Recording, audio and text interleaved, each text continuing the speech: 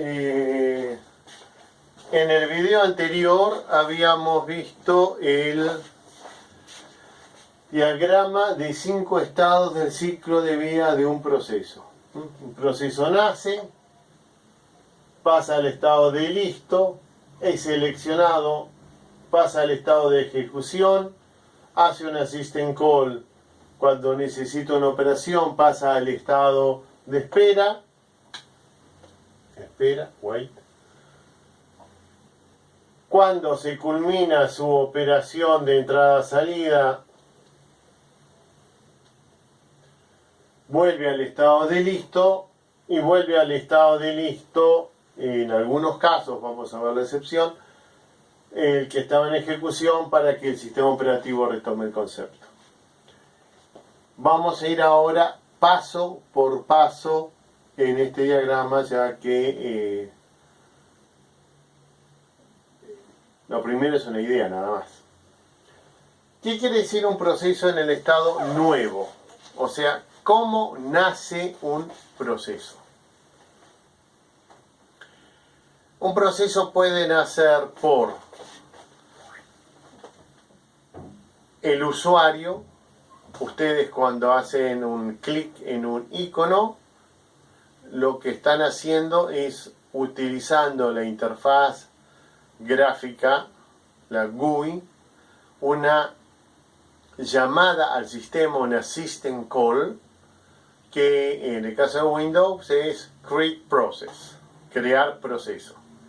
En el caso de Linux, cuando ustedes vía la línea de comandos, por ejemplo, que las que ustedes están usando, escriben el nombre de un programa, por ejemplo, escriben ls, en realidad es un pequeñito programa que está en el directorio, en el /bin/bash o sh, también crean un proceso. O sea, primer motivo de nacimiento de un proceso por pedido del usuario. Primero, usuario.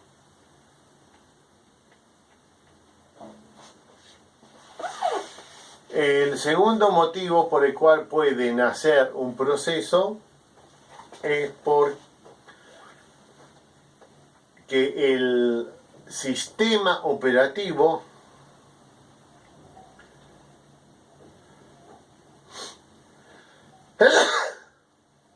después edito el video.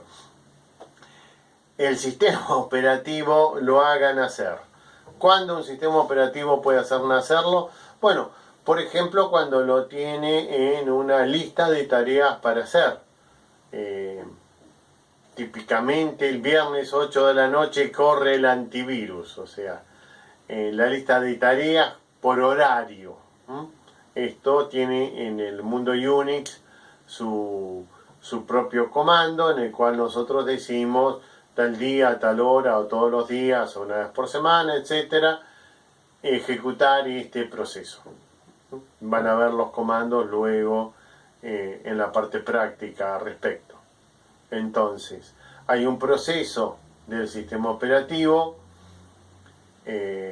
un daemon del cron, que revisa un archivo que tiene y cuando se cumple la condición de igualdad va a invocar, en el caso de Unix, un fork, en el caso de Windows, create process, para hacer nacer un proceso. Entonces, segundo, el propio sistema operativo hace nacer un proceso.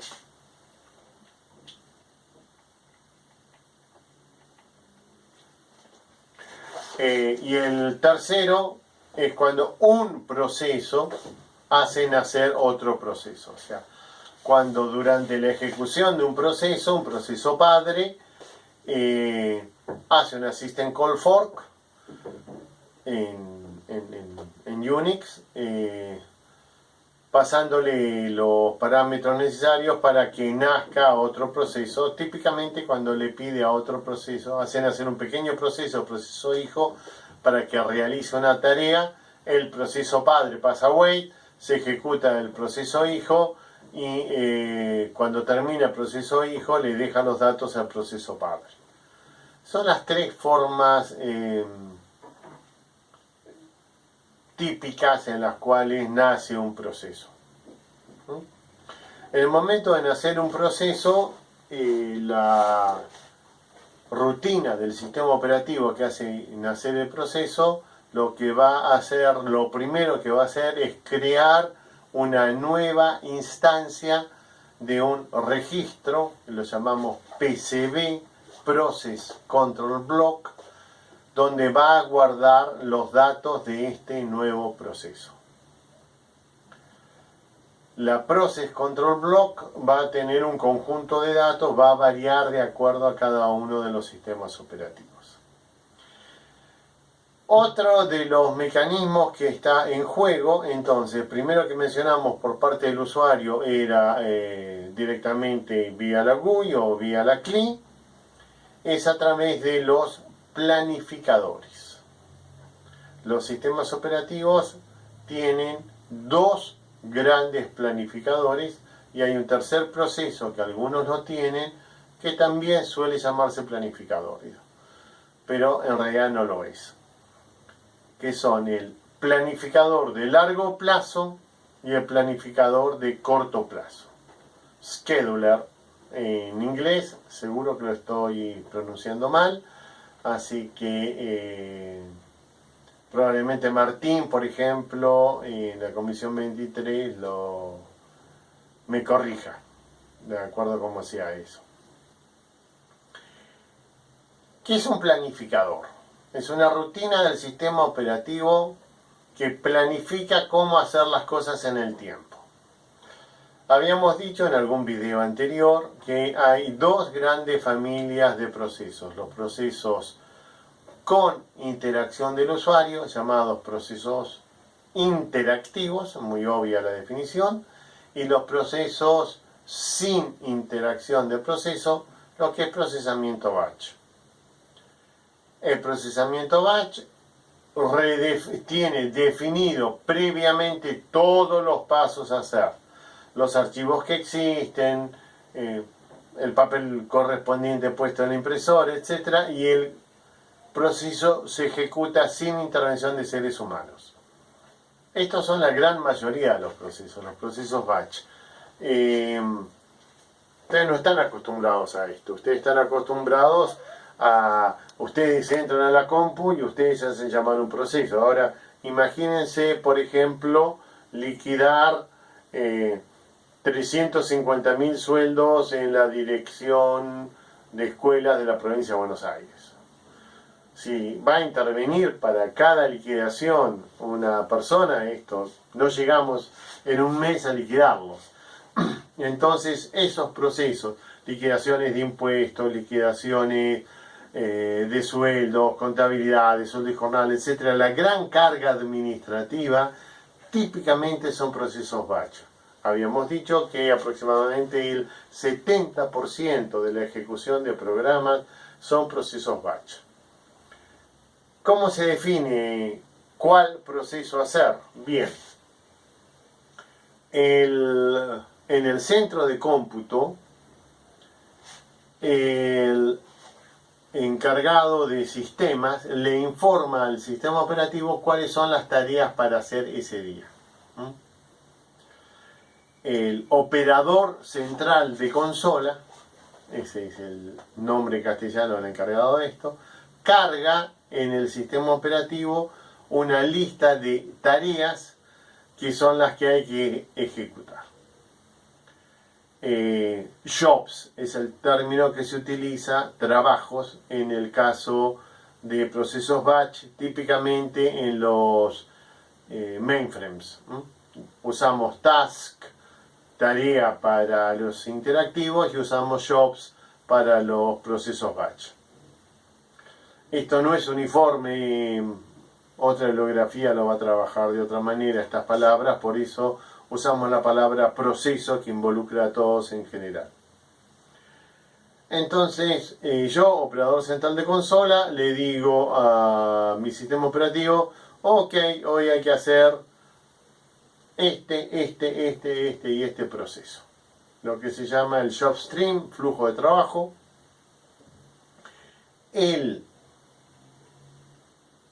planificador de largo plazo va a tomar todo este conjunto de procesos, que va la lista de los procesos a hacer nacer, y va a leer de cada uno de ellos un pequeño archivo que está escrito en un lenguaje llamado Job Control Language, JCL.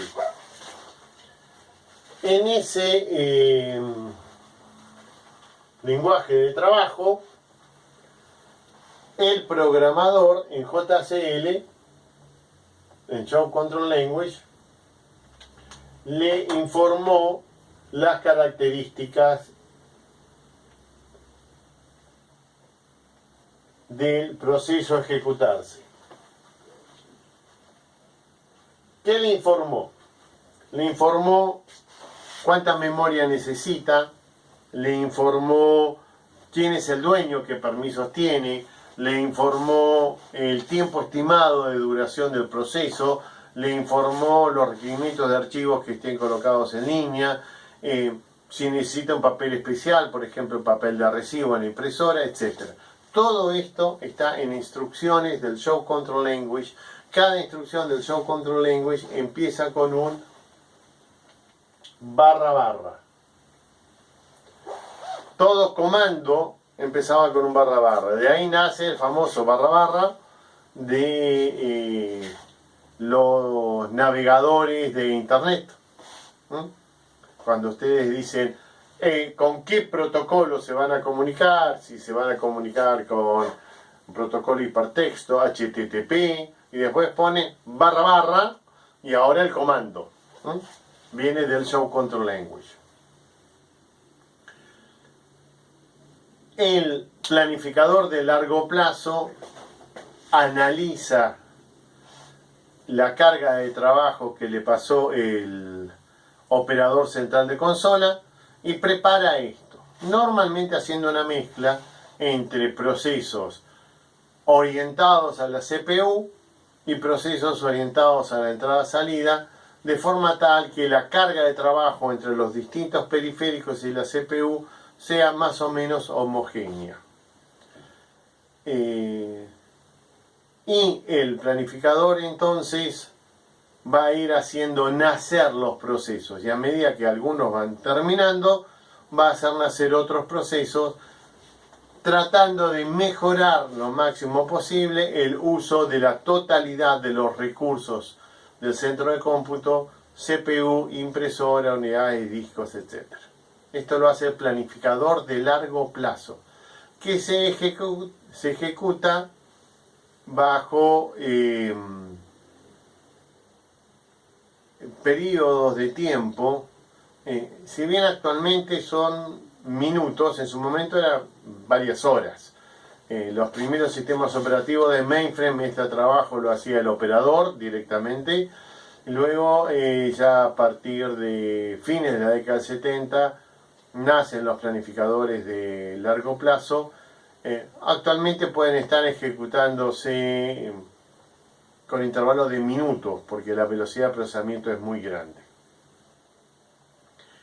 El otro planificador que tenemos dando vuelta es el planificador de corto plazo. Típicamente cuando hablamos de planificador planificador de corto plazo, el scheduler. Este es la rutina del sistema operativo que del conjunto de...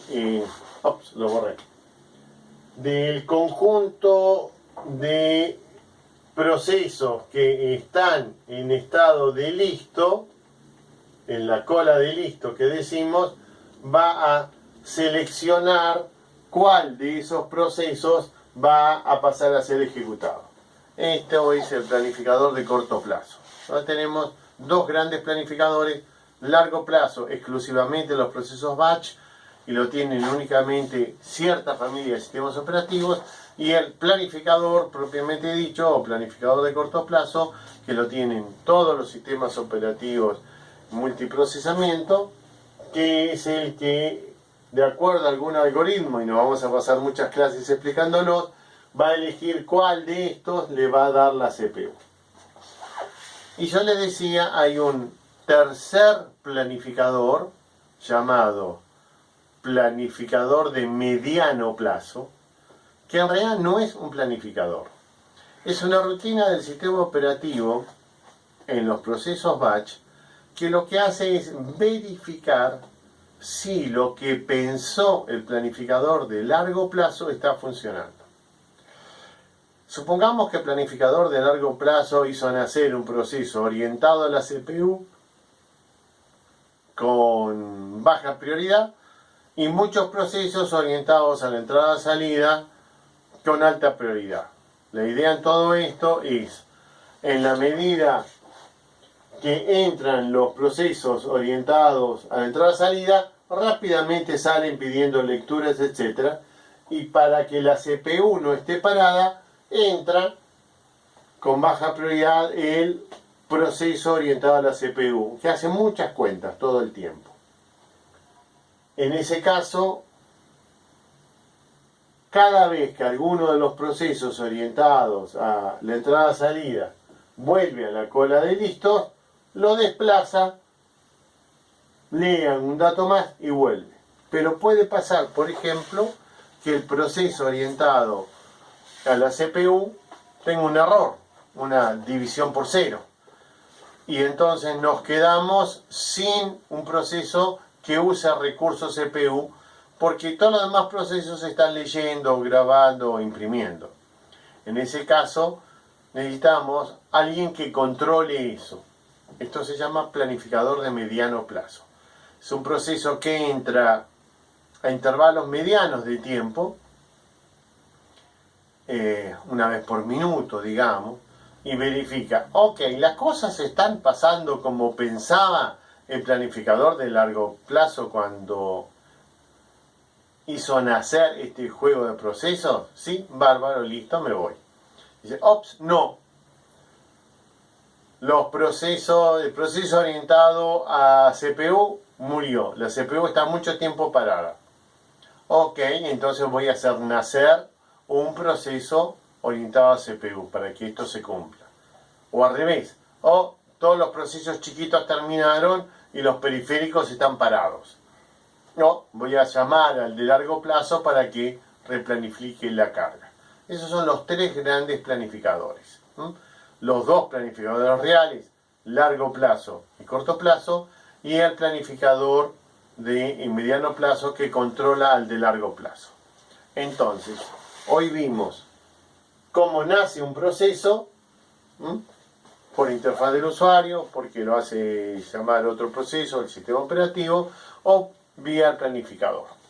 Ya tenemos entonces los procesos en la cola de listos. En el próximo video vamos a ver cómo sigue este movimiento en esta rama.